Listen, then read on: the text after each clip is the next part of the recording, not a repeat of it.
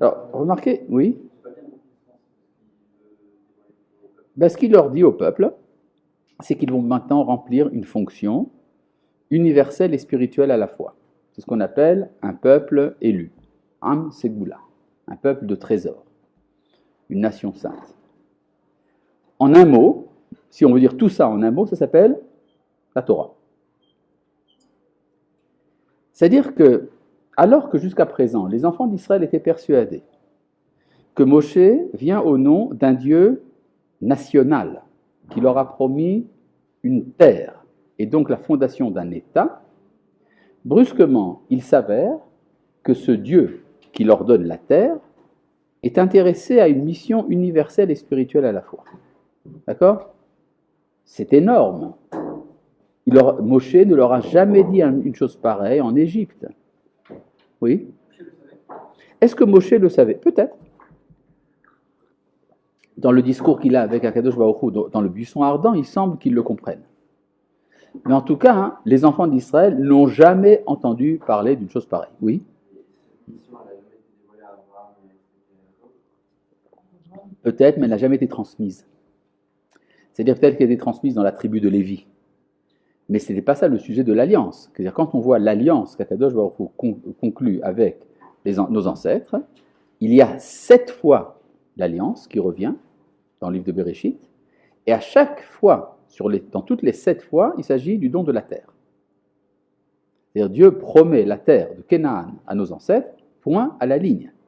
C'est vrai qu'il y a des remarques dans le texte de Bereshit qui font allusion à une mission spirituelle. Quand il dit à Abraham, par toi seront bénies toutes les nations de la terre.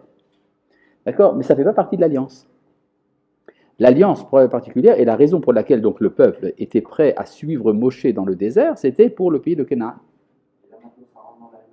Alors maintenant, c'est ce qu'il leur dit, il y a une nouvelle alliance, vous allez apprendre maintenant que mon alliance implique donc cette mission universelle, donc la Torah. Oui.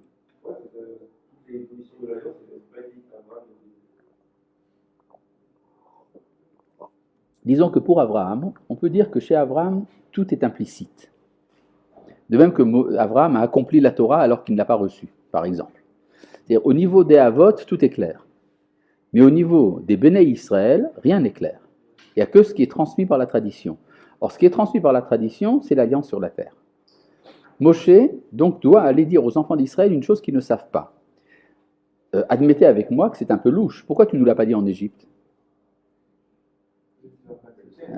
Peut-être, d'ailleurs, ils auraient accepté, peut-être avec raison, ils auraient dit que ça fait partie de la tradition. Qu'est-ce que c'est que ce réformiste qui vient introduire ses idées, sa philosophie religieuse dans l'alliance de Dieu avec nous? D'accord? Oui? Peut-être qu'il n'aurait pas cru. Mais disons que je pense qu'il n'aurait pas cru pour une raison très simple. C'est qu'en fait, ça ne faisait pas partie du bagage transmis dans la tradition d'Israël.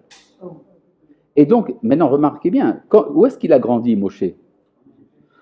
Dans le palais du Pharaon, et après en Midian.